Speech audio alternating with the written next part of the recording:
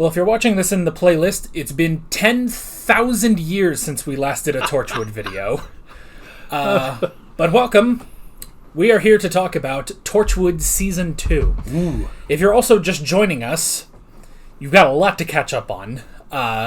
Because basically, we've been going through modern Doctor Who. We are currently in the middle of the 11th Doctor's first season, which is Series 5.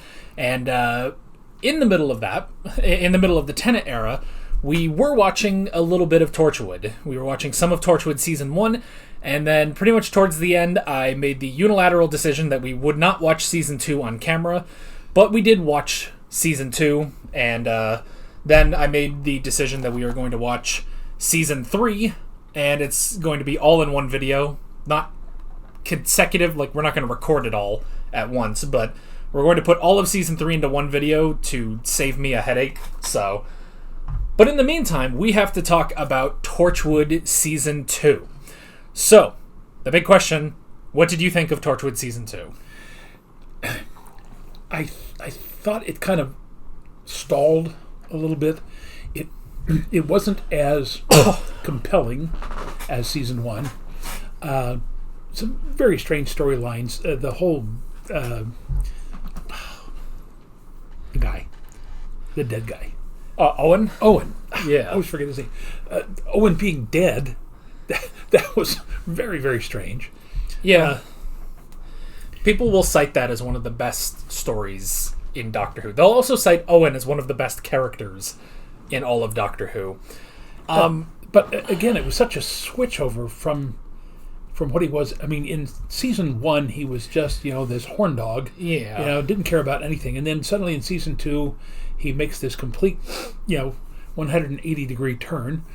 Then, of all things, dies, gets revived by the glove. Yeah. Only to find out that even though he's dead, has no heartbeat, he doesn't breathe, doesn't eat food or anything, that he can still hurt, Yeah. It's a very, very strange thing. And yeah, this season feels like it was more ironed out. It felt more consistent than Season 1. But it's a thing that, like, pretty much after every episode, we just kind of turn to each other and it's like, well, that was fine, but I don't really care. Yeah. And it's just, that is kind of it, where it's just like, it was fine, maybe. I guess you could argue that Season 2 is better than Season 1, but I don't care. I really don't care. And I don't know how long this video is going to be. Hopefully it's not too terribly long. But that's kind of the thing that we're going to be getting at, basically, with this whole thing. I know that I've got nothing on my monitor right now because we're not watching anything. I've got nothing to put up on the screen, so...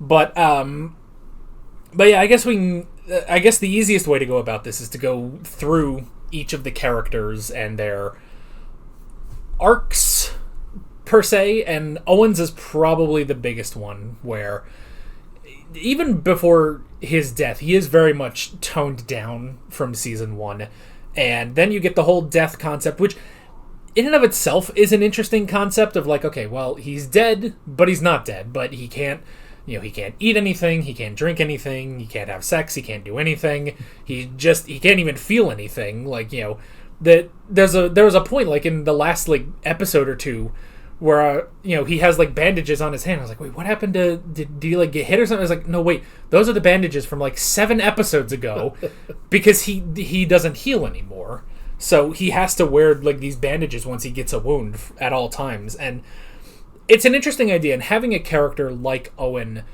kind of reflecting on that is interesting. I think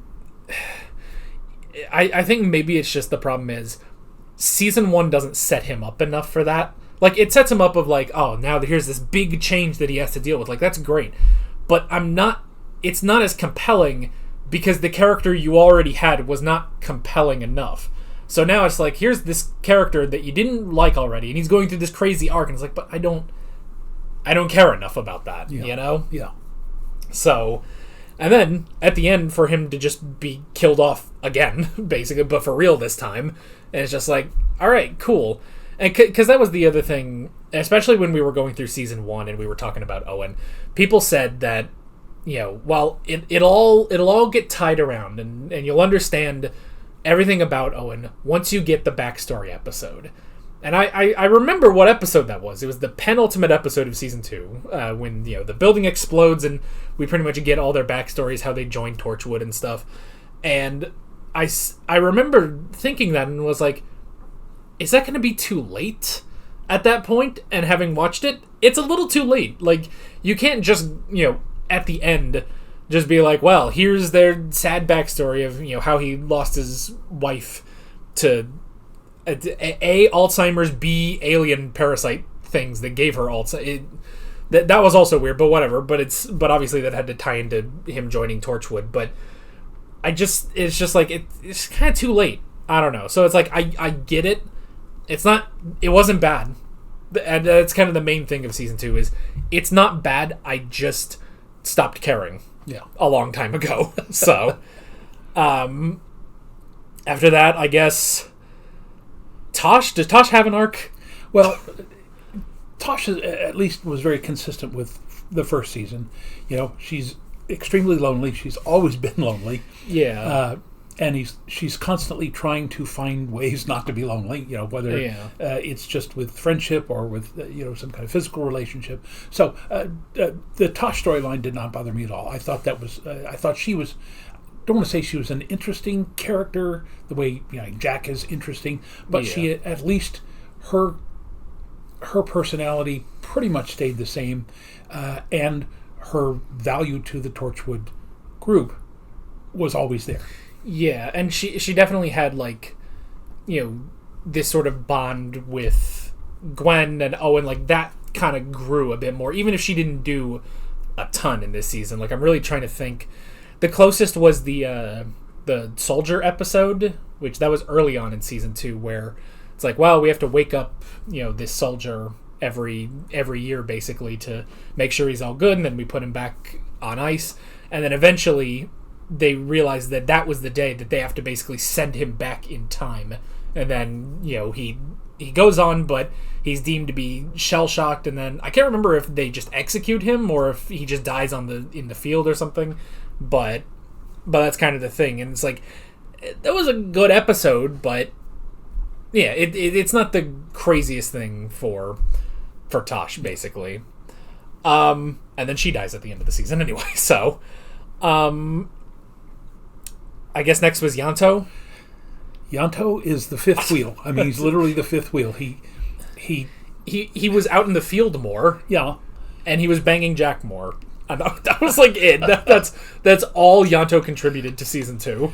And the season 1, I mean, other than the story about his previous girlfriend who got turned into a cyberwoman, there wasn't a whole lot about him either. So, it always seemed like he was added by the writers, but they never figured out what to do with him.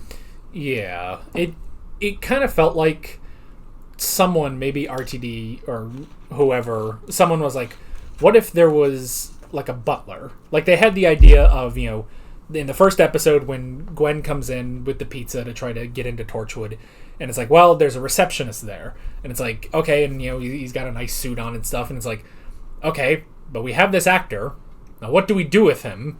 And I think it was Chris Chibnall who wrote the Cyberwoman story, and it's like, well, that's something. It was not the right timing for that episode, because we didn't know enough about Yanto for him to really empathize with him betraying the team and everything. But it was at least something. It was an idea, but after that it's just like there's nothing else. I think if they had, and I know we always make references to other series, if they had made him more like a Jarvis, and not necessarily he knew all this stuff personally, but he could find that stuff, that kind of background, low-key information that you always need to help the main character. But there is some of that. I think the thing is, because that is something Yanto does, I think the problem is because that's also something Tosh does, because she's the computer person. So it's like, it kind of gets split up. It's like, it's whoever's at the base at the moment is the one that gives you the information. More often than not, it's Tosh, and that's more of just Tosh's thing. So, and I don't know if I asked this before, is Yanto a Welsh name? Because it sounds Italian. I believe it is Welsh. It's supposed to be like the Welsh version of John, essentially. So, So yeah. I guess after that is Gwen. Well, at Probably least, has one of the most defined arcs. and it's basically Gwen and Reese. Yeah. And are they ever going to be able to get together? Which, of course, they ultimately do. Yeah, and honestly, that was a funny episode of the wedding where it's like, well, she wakes up on her wedding day, 9 months pregnant with an alien, and they have to deal with that, and they have to deal with all the guests and all the gossip, the hot gossip that's going around about all this, and also the alien that's trying to just rip her child out of Gwen and everything, and it's this goofy thing, and Reese, like, you'd almost think it would get annoying how much, Reese can be against Torchwood, but at the same time, you're like, no, but he's completely justified in everything he says about Torchwood. So that was good, and I like, even after that episode, there were still moments of Gwen and Reese, and things have not been fully solved, and there were moments where Reese is just like puts his foot down. It's like, no, shut up about your job. And even if it is something big, you can't do this. You can't have it dominate your entire life. And it's like, that is good. That is something. So probably out of all of them, Gwen probably has the best arc. Yeah. So, that leaves Jack. And Jack is Jack. Jack is Jack. And the fact that he can't die, even though he is brutally murdered multiple times, and always comes back. By the end of the season, he is 2,000 years older than he was just an episode prior because of them leaving him in, I can't even say medieval Cardiff, like that, like pre-Cardiff, around the time that the Romans found them is basically where he was left.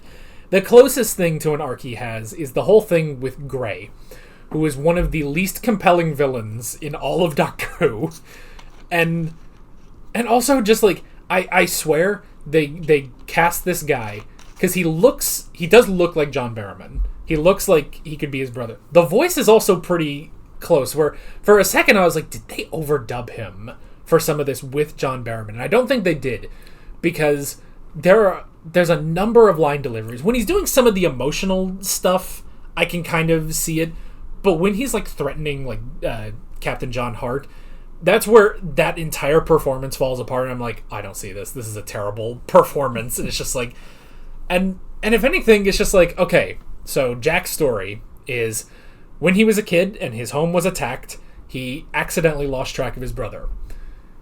Years and years later, his brother is back. He has, basically recruited John against his will to get his revenge on Jack.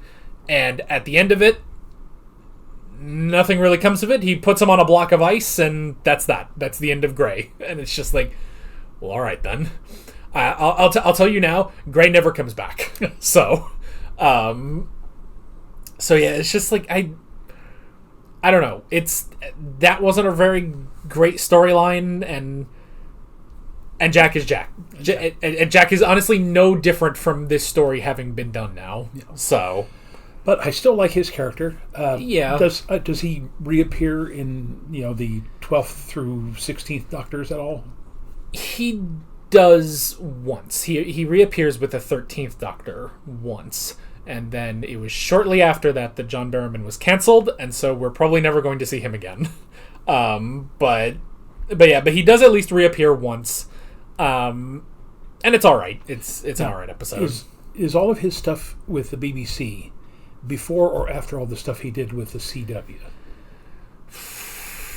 It would be before, yeah, because so he got canceled by the BBC because of his antics. Shall we say? That was recently. So that was in, I guess that was after Arrow. So he did all of Torchwood. Then 2012 was when Arrow started, and he was the season 1 villain in that. Then all of that happened. I guess it was 2021, maybe 2022, when stuff came out about him. And, well, I say stuff came out about him. One of the things is, this is just stuff we've known about for 20 years that he's been doing. It's just someone got mad about it now. And whether or not it's good, what he did, it wasn't really that good. But But that's the thing, is like it really just became a controversy recently in the past few years, and then they basically cut ties with him. So yeah, it's like that's essentially the timeline, is between all of that is him being an Arrow. And I remember, wasn't he briefly in the Five-ish Doctors reboot? Yeah, so that would have been 2013. So he just had a brief cameo there, which is strange because they wouldn't have been doing Torchwood at that point. So yeah, I guess just Peter Davison just gave him a call, let him in. So yeah, so technically now we are at the, we have finished season 2. After season 2 would have been the end of Doctor Who season 4, where the Daleks steal the Earth and you get Jack and Gwen and Yanto there.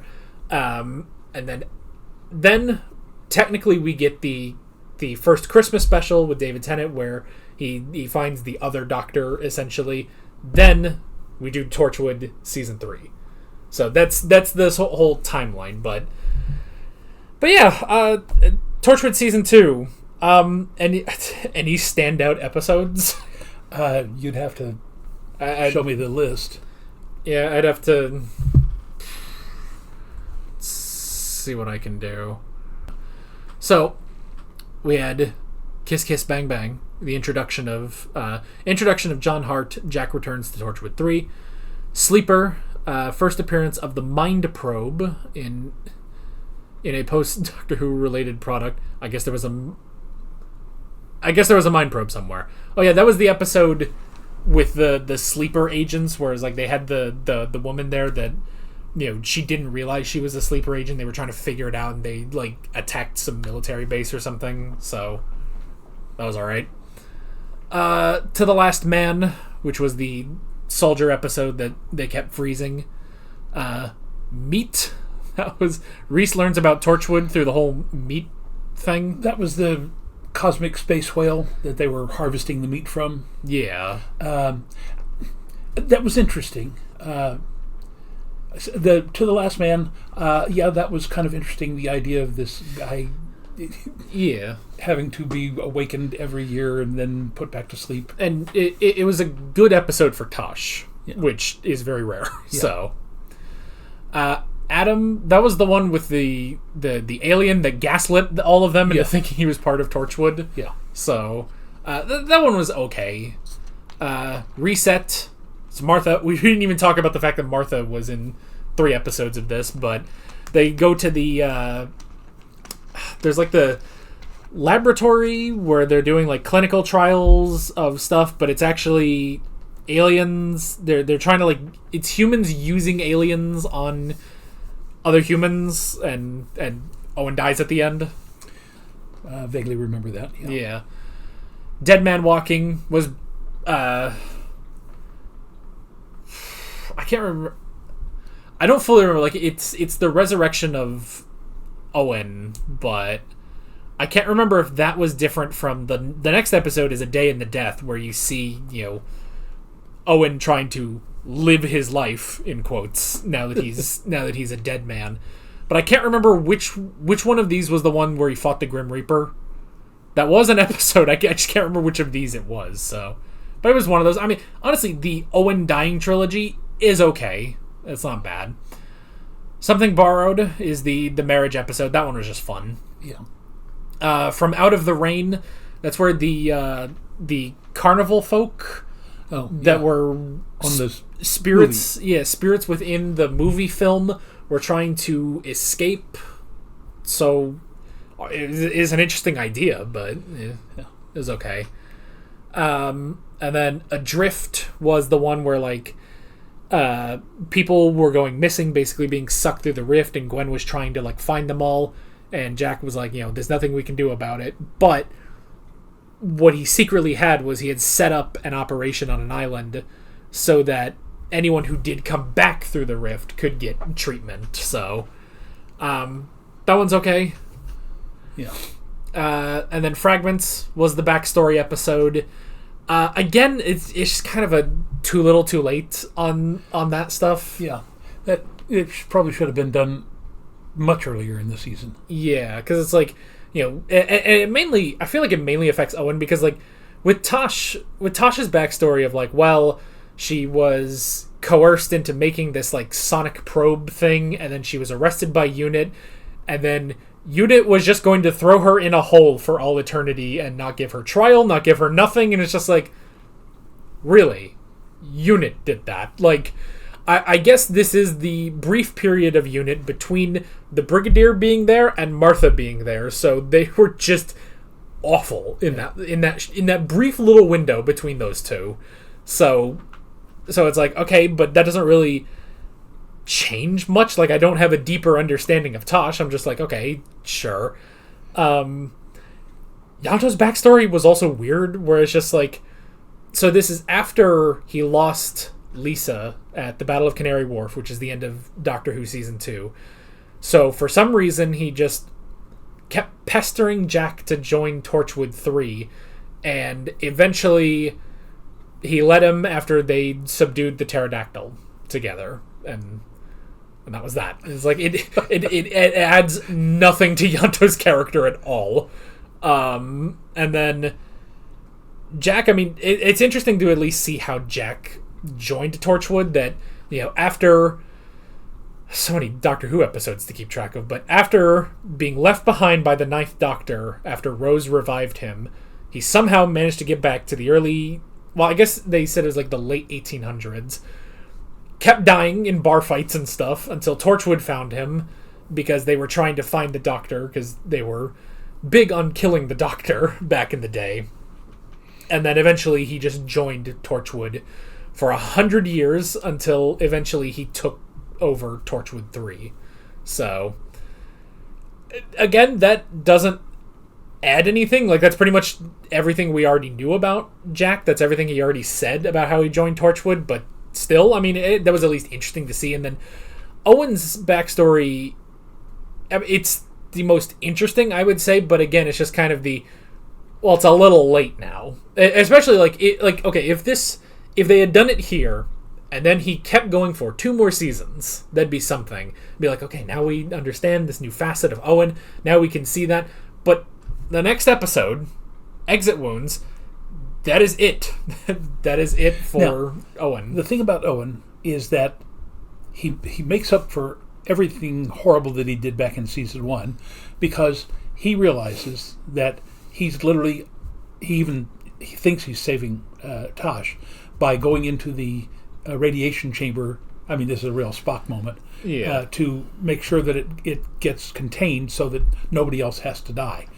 And he might be doing that. I can't remember if he said, I'm really kind of tired of living this, not alive yet not dead existence. But he did sacrifice. He made a very specific decision, because he got the last technician out and said that, if you stay in here, you're going to die. I'm the only one who can do this. So it was a rather redemptive end to his arc. Yeah, it's again, it's like they iron out a lot about Owen, but I don't know. It really just is with this season. It's just like, it's technically better than season 1, and probably, I mean, this ending of them dealing with John and Gray, like, that works better than the giant demon kaiju that was running around Cardiff at the end of season 1. But yeah, it's like, with this, I'm just like, I don't care. It really is the thing of like, I don't care anymore. And that is what I am kind of worried that we're going to get to next season.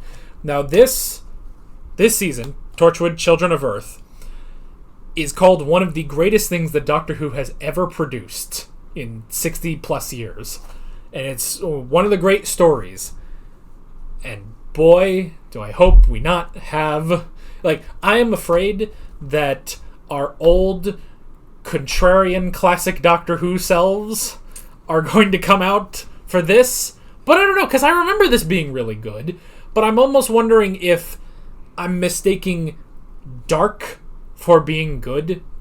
Because, I guess as a slight tangent of that, anytime someone talks about a series and it's like, this is the dark, mature version of X, I I just start discounting that immediately nowadays. I'm like to give you an example, there's a season of Pokemon later on. I haven't watched it. I've not watched this season, but people say it's the best season of Pokemon because it's the darker and mature version of Pokemon, and I'm like, what on earth are you talking about? You know? All right, I just have to say this.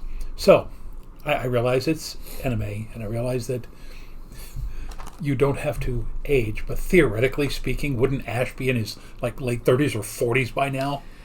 Ash was the main character of Pokemon for 22 years, and in all 22 years, he was 10 years old, and time did not pass. They only finally recently retired the character and brought in new main characters. But yeah, it was terrible because after every region that they went to, they basically had to put him back to square one on his team, his skills, the lessons that he learned, everything.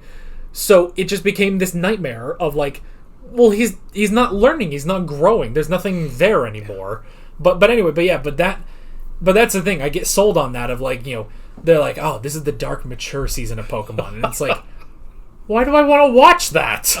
I don't want to do that. Or there's another, there's a Yu-Gi-Oh series that is also billed as that, and it's just like, and it's like, look, the original Yu-Gi-Oh series can have its dark moments because the author really liked sort of different horror elements and stuff, but at the same time, it's like, it's a show about a card game for kids. I don't need this to be dark and mature. And that's you go ahead. I was about to say, there's an old joke in our family that I tell to Alex and his brother, that if someone said between Yu-Gi-Oh and Pokemon, what would you take? My answer was always a large dose of arsenic. I cannot tolerate either of those. I watched early seasons with the boys when they were very, very young. But after about 2 or 3 seasons of each one of them, I just went, no, I'm done with these. These are the most mind-bogglingly boring. When Yu-Gi-Oh got to playing card games on motorcycles, that was later. That was that's the dark mature series. That's the one that everyone, because it's about social inequalities and stuff, and I don't care. That one's not good. That series of Yu-Gi-Oh is especially not good. But we got to the Pokemon movie about the Pokemon at the end slapping each other. That was the end of the first Pokemon movie. That Pokemon movie is also not good. That is the darker, mature one, but that's because Mewtwo murders people. That one's darker and mature because that was a movie and they could get away with more in a movie than on TV. But the ending of that movie sucks. So, and I think, honestly, you had more of a problem. I mean, you had a problem with Yu-Gi-Oh, but you had more of a problem with Dragon Ball than you did with Pokemon. Well, yes. Pokemon just kind of existed, You probably, if you've been with us from the beginning, you probably remember my comment about Dragon Ball is that it's 2 minutes of plot and 28 minutes of yelling. Now... Yes, but now the thing about that is that's because it was made back in the day where there was not a ton of anime coming out. Nowadays, there's probably 10,000 anime every month that come out. Back in the day, it's it was really just kind of, well, especially here in the West, it was especially just Dragon Ball. And what they would do is, because it was based on a manga, and what would happen is they would start to catch up to the story in the manga, because he was still going. And so they would be like, we have to slow down, or else we're going to catch up with him. And then how are we going to make the anime without, the manga? So that's why a lot of that story slowed down, because they had to give the man some time. And that's why, a lot of those early anime, Yu-Gi-Oh also suffered from this, where it's they basically had to put in what is known as filler arcs, where it's this is not canon, this is not in the manga at all, but we have to pad out the time. We have to keep Yu-Gi-Oh on the air because everyone loves Yu-Gi-Oh and we got to sell the cards and stuff. But the author's not done with the manga, so we have to give the man some time. And That's why there are 3 filler arcs in the original Yu-Gi-Oh! Anime, and they are all horrendous. They are all so terrible because he didn't write them. So, is there anything else that I used to watch with you guys? I vaguely remember watching a little bit of SpongeBob, which just, it's so cloying that it just made my teeth hurt. Yeah, I mean, we didn't watch a ton of SpongeBob, and even then, it's like, I think a lot of people that watch SpongeBob that are also old, i.e. me, would say that only the first 3 seasons of SpongeBob are any good, because that had the original creator. He left after the 3rd season because he was like, no, I'm done. I don't need any more. So, but Nickelodeon had to continue. But there was SpongeBob, there was the Fairly Odd Parents. Yeah, I never cared for that either. Avatar. Ooh, no. Never, I mean, just didn't understand that at all. Just didn't, it made no sense to me. Now, I will also say this. I used to have, when I first started teaching back in the 90s, a lot of my students would ask me, for example, why I didn't like SpongeBob, and I mentioned that I had watched a couple of episodes of Beavis and Butthead. And I said, the real reason that I don't like SpongeBob is because I have taught people like SpongeBob, and especially like Patrick. Oh, yeah. And I taught a whole bunch of Beavis and Buttheads. Oh, yeah. So, it's just when you see them in your classroom 6 hours a day and then you go home and they're on your TV, I don't have to deal with that. I mean, also, too, when it's like people asking you, why don't you like SpongeBob? Were you not in your 40s in the 90s? Like, yeah. No wonder you didn't like SpongeBob. Now, everyone on Earth would look at you funny for saying you didn't like Avatar. And granted, you did watch that 20 years ago. You may be in for a second opinion on a retry of Avatar at some point, but at the same time, it also doesn't matter. So it's fine. But yeah. But back to Torchwood. Bring it back around. Tangent. Torchwood. I didn't think we would do that, but Torchwood being the dark, mature Doctor Who. I mean, I guess, but then again, like, even recently, it's like, how many mature episodes of Doctor Who have we seen? Like, a good number. Like, there's stuff that'll be for all ages. There'll be, I mean, even the one that we're going to record next is very dark and mature, but I mean, you get a lot of those, like the Family of Blood 2-parter, where it's like, the sending the boys off to war and teaching them about, the guns and stuff, while also being invaded by aliens and, putting that to the test immediately and stuff, and, how John Smith has to deal with the fact that he technically doesn't exist. He's just a fiction that the Doctor created, basically, to hide out and stuff, and it's like, and then you'll get episodes with the Slitheen, and it's like, all right, and there's the very goofy, kid episode, and both of those are valid, but it's like, there is a part of me that's like, did we need a dark, mature Doctor Who? Did we need Torchwood? Honestly, like, I don't know, and because there were also some episodes where I kind of looked and I was like, there'd be like some kid that was like dying in one of these Torchwood episodes, and I'd be like, well, the kid will probably be fine, and then I stopped and I'm like, no, wait, this is Torchwood. That kid is dead. That kid's gonna die. There was one, I think it was in that episode where Owen fought the Grim Reaper, and like, I think it was that episode where it was just like, yeah, like 20 kids just like died in a hospital, and it's just like, yeah, that's good old Torchwood for you. They saved one at the end, yeah. But like everyone else, including that kid's parents, I think, all died in that episode. It's like, good old Torchwood. I sure feel great now. And, whatever, 10 o'clock at night, whenever this would air on BBC Three or something. So that's the thing, and it's because I say all this because Children of Earth is probably the darkest Torchwood story that there is.